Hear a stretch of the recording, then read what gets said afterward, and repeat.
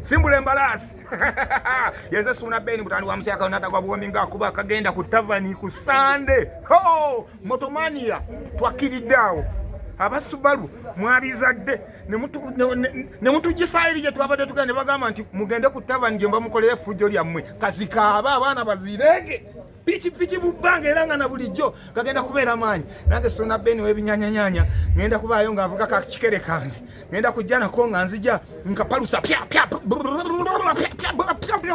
bekapolokya binyanyanyanya. Kigenda kubeera kya kabinyo. Basawo ne banyawo kati mwe namba kola. Lunaku lugenda kubeera lwa Sunday. Simbula embalasi tugenda ali ku Tavani Woods ekabuusu ekigenda okubeera nga kyakira. Basawo ne banyawo ebyana. Nsinza kwasunga ebyana bino ebyewanika ku pikipiki.